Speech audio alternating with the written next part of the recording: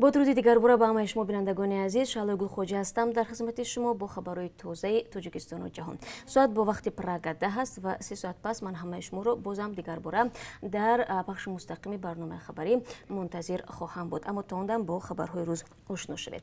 تاجیکستان با روسیه برای خریداری واکسن ضد کووید 19 گفتگوشونی دارد. نوروز جعفرов سردار خدمات نظارت دولتی سانیتاری و اپیدمیولوژی گفت فعلا در وزارت تندرستی تاجیکستان گروه کاری اوید به حساب کتاب و معین نمودن مقدار ضروری واکسن برای جمهوری تأسیس داده شده است. به قبل او این واکسن قبل از همه برای بیماران گرفتار دیابت قند، بیماری‌های راهی نفس، کارمندان ساحه طب، آنهایی که به حفظ سرحد مشغولند و تنها بعد از آن برای اهالی سالم حساب کرده می‌شود.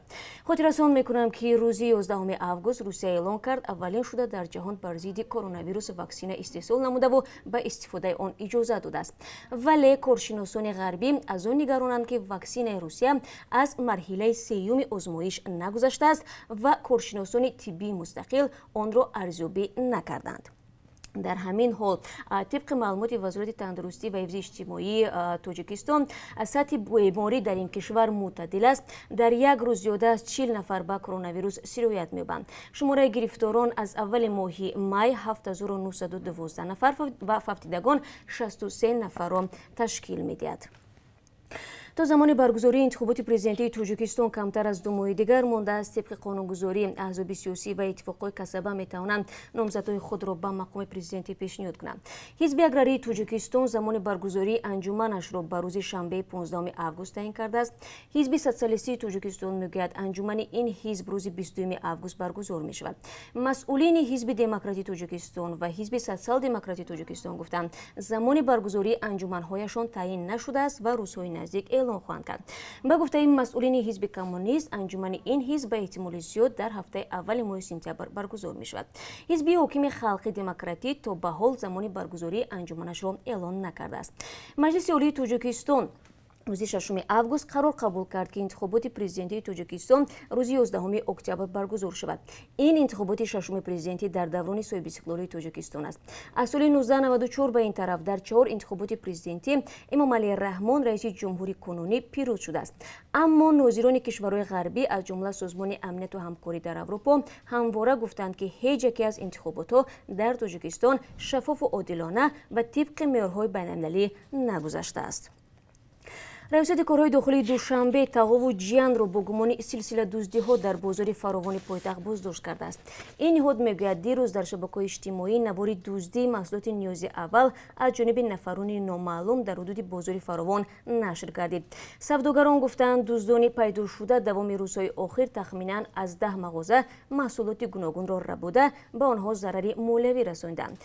بعد یک ساعت از پخش نوار کارمندان میلیسا همچون گمانبر برهان کلونوفی 48 ساله ساکنی ولایت ختان و عبدالجعفر حفیظ 35 ساله ساکنی شهر دوشنبه را بازداشت نمودند که هر دو خویشتبار بوده قبلا داغ سودی دارند. به حیث دلیل از دست متهمان چند مواد ربوده شده مصادره کرده است. این حال چاره‌های اپراتیو تفتیشاتی اوید به معین نمودن دیگر حالت‌های دزدی از جانب بازداشت شدگان صادر نموده ادامه دارد. این در حالی است که یعنی شب پنجم بعد انتخابات پرزیدنتی بلاروس 10,000 ساکن این کشور در اعتراضهای آسایشته شریک بودند. پیروزی بحث برانگیز پرزیدنت الکساندر لوکاشنکو در این انتخابات باعث اعتراضهای مردمی شد. تعقیب خشونتبار اعتراضها از جانب جامعه بین‌المللی محکوم شده است. ظاهراً با هدف کاهش غضب مردمی شام گذشته مقامات بلاروس بیش از 1000 نفر را از بازداشتگاه‌ها رها نمودند. غیر منتظره وزارت کارهای داخلی از آن معذرت خواست که در مقابل بعضی رهگذرها نیروی از حد زیاد استفاده بردند. وزیر امور داخلی یوری کارایف گفت من مسئولیت را بر دوش میگیرم و از رهگذرهایی که اذیت دیدند معذرت میخواهم. در عین زمان او گفت بعضی از اعتراضگران خودشان در نسبت پلیس زورآوری کردند. رئیس شورای دولتی ناتالیا کوچانوا میگوید پرزیدنت لوکاشنکو فرمان داده است که بازداشت شده‌ها به طور عاجلی آزاد شوند و بازبینی بگردد. تخمیناً 6000 نفر هنوز هم در بازداشت می باشند و طبق گزارش‌های تا هنوز تصدیق نشده بازداشت شده‌ها از طرف پلیس مورد لطکوب و بدرفتاری قرار گرفتند. ҳукумати Афғонистон гуфт раҳоии 400 маҳбуси боқимондаи толибро оғоз мекунад. иҷрои ин шарт бояд роҳро ба музокироти сулҳи ҳукумати афғон ва толибон боз намояд. шӯрои амнияти миллии Афғонистон дар шабакаи Твиттер эълон кард, ки рӯзи 13 август 80 толиби маҳбус озод шуданд.